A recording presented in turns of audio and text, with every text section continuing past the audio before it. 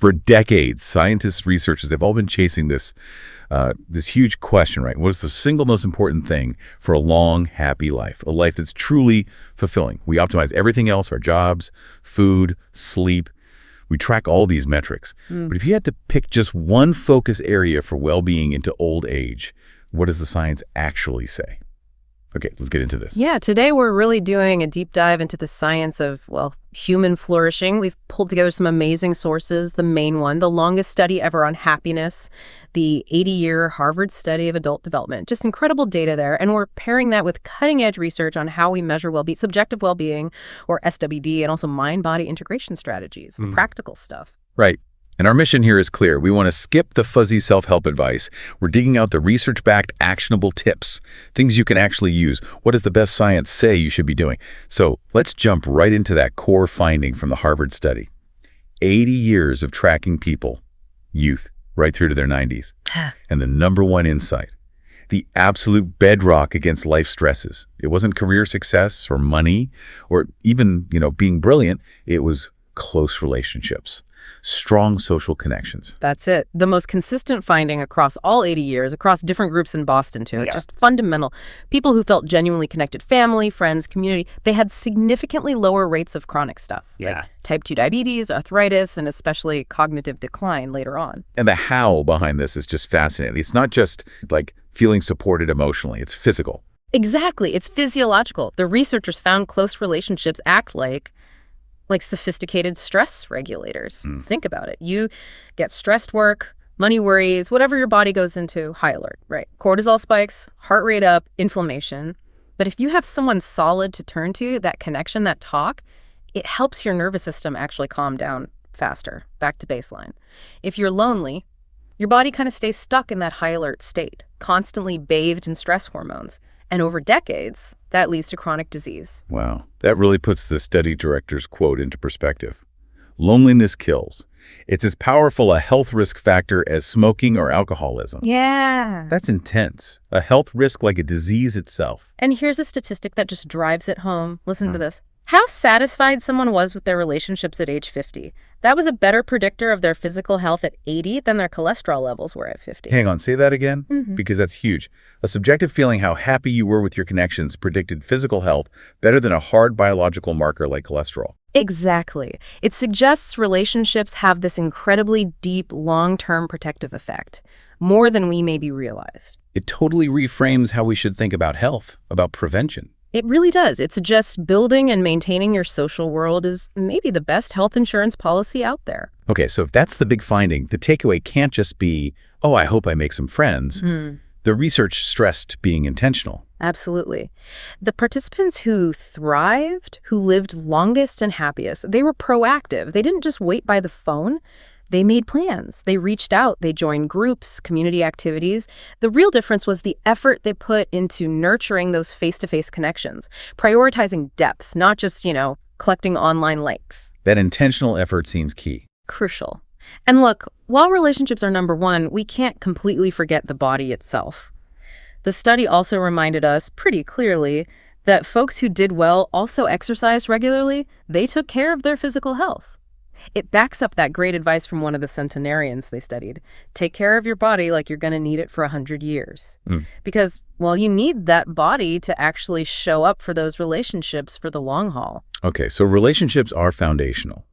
But let's dig into how we actually figure out if those efforts are, well, paying off in terms of happiness. We talk about happiness like it's one simple thing, but science is way more rigorous. Especially now, governments are starting to use these measures for policy. This is where it gets really interesting for me. How do you scientifically measure something so subjective, so complex as well-being? Yeah, it's a challenge. Researchers look beyond just feeling good in the moment. They focus on what's called subjective well-being, or SWB. And to really get a handle on it, they break SWB down into 3 distinct categories. Think of it like 3 different ways of checking in with yourself. Okay, 3 categories. What are they? First is evaluation. This is your big picture assessment, your overall reflection, like asking yourself, all things considered, how satisfied am I with my life as a whole? It's kind of the CEO level review of your life. Right, the global view. Second is experience. This measures your feelings over shorter time frames, like day to day. It's the mood check-in. How happy did I feel yesterday? Or how much worry did I experience yesterday? And that distinction feels really important because the sources point out they don't always line up, do they? I like the wedding planning analogy. Planning a big, meaningful wedding probably boosts your overall life satisfaction, your evaluation score. But the day-to-day stress of dealing with vendors and family drama, that could make your daily experience pretty miserable sometimes. Precisely. It shows that achieving those big, satisfying life goals often involves some short-term stress or discomfort. That daily grind might feel negative in the moment, but it contributes to that positive long-term evaluation. Okay, so evaluation experience. What's the third one? The third is eudaimonic well-being. This comes from Aristotle's idea of eudaimonia. It measures your sense of purpose, meaning whether you feel your life activities are worthwhile. Are you doing things that feel significant, even if they aren't always fun or easy? These three together, evaluation, experience, and eudaimonia, give a much richer picture of well-being. Got it. And speaking of well-being, we have to talk about the money myth. Everyone sort of assumes more money automatically equals more happiness, but the research puts a pretty clear cap on that, doesn't it? It really does. There's a strong link between income and happiness, but only up to a certain point. The sources cite figures around $75,000 to $96,000 a year in the U.S., somewhere in that range. Why that specific range, roughly? Because that level of income typically covers basic needs. It removes the major stresses, housing, food, basic healthcare access, security, basically. Once you get past that point into making significantly more, 6 figures, 7 figures, the data shows the extra happiness you get is tiny, almost negligible. The extra effort, the time, often the added stress that comes with managing a lot more wealth, it tends to cancel out the psychological gains. Which leads us perfectly back to why that third category, eudaimonia, is so critical. If just chasing more money doesn't deliver lasting happiness, what does? It's that sense of purpose, meaning critics often argue, rightly I think, that happiness can't just be about feeling good moment to moment. That's not the summum bonum, the highest good. The evidence really backs this up. A deep, fulfilling life seems to require meaning and purpose. And pursuing purpose, that often involves difficulty, struggle, stress. It's not purely about pleasure or hedonism. Think about figures like Mother Teresa or Nelson Mandela. Their lives involved immense hardship, right? But incredibly purposeful. That yields that deep eudaimonic well-being. Okay, so we've covered the external factors. Relationships, purpose, the limits of money. Now let's shift focus inward, the physiological how-to. How do we actually cultivate that internal state of well-being? This brings us to mind-body integration, MBM, which you mentioned has roots going back to Dr. Herbert Benson's work in the 70s on the relaxation response. Exactly. And the core idea behind MBM is really epigenetics, which sounds complicated, but it's basically this. Our environment, and crucially, how we perceive our environment, affects how our genes express themselves, how our body chemistry works. Your mind literally translates images, beliefs, feelings into physical chemistry. So our thoughts aren't just floating around. They have real physical consequences. Absolutely. Tangible effects. If your perception is one of love, safety, connection, maybe through those strong relationships we talked about, your brain releases growth hormones. Things like dopamine, oxytocin, vasopressin, good stuff. But if you perceive chronic threat or fear, you get flooded with stress hormones, inflammatory chemicals that can damage tissues over time. This is why belief is so powerful. Positive beliefs can genuinely aid healing, that's the placebo effect. And negative beliefs can actually contribute to illness, the nocebo effect. Wow. That's a powerful takeaway right there. Your perception shapes your physical reality. So how do we consciously step in? How do we use MBM to improve that internal landscape? The sources talk about top-down versus bottom-up strategies. Yeah, it's a useful distinction. Top-down strategies are cognitive. You're using your conscious mind, your thinking brain, to influence your body. Think classic meditation, focused breathing, yoga, practices where you're directing your attention. For instance, one study showed that just 3 months of combined yoga and meditation measurably improved stress resilience. They actually saw an increase in the cortisol awakening response, the CARR. Okay, CAR. What exactly is that measuring? Right. CAR is that natural, healthy cortisol surge you should get about 30-45 minutes after waking up. It helps you kind of gear up for the day, engage with challenges. A healthy CRR indicates good stress resilience, so an increase is good. That same study also found an increase in BDNF levels in the blood plasma. BENF. Remind us what that is. Brain-derived neurotrophic factor. I like to call it miracle grow for the brain. It helps existing brain cells survive and encourages new ones to grow. So higher BDNF suggests better brain health, better psychological well-being from these top-down practices. Okay, so that's top-down, using the mind.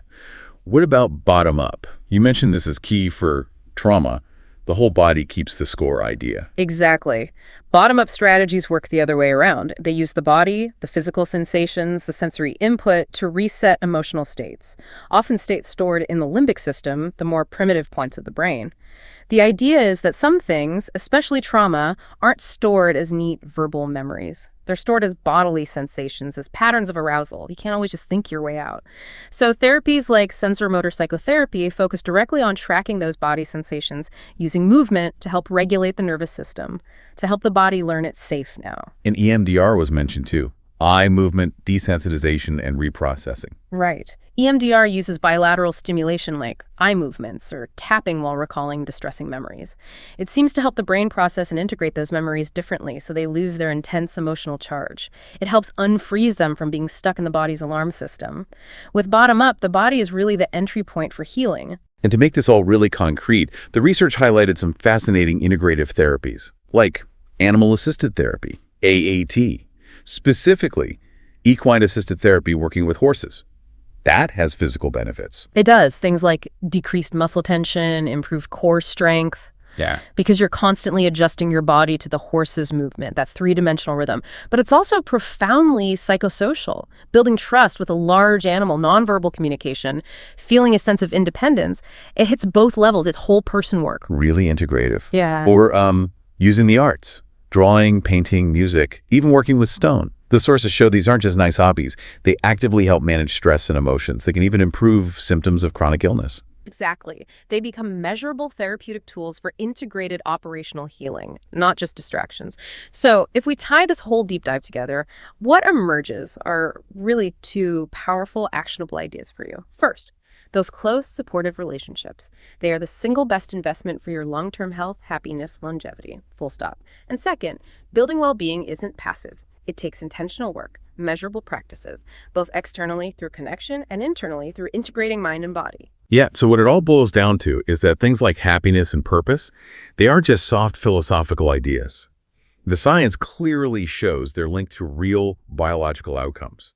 They drive physical health, resilience, even success. We know happier workers, for example, tend to perform better, be more creative. And the research really hammered home that eudaimonic well-being, that sense of purpose, of worthwhile effort, is the key driver of long-term fulfillment, even if the work involved is hard. So if you accept that research, that purposeful work, even challenging work, is the main source of durable well-being, then here's a final question for you to think about. How might you restructure your professional life, even just this week, to focus more on increasing your sense of worthwhile effort, that meaningful struggle, rather than just chasing momentary pleasure?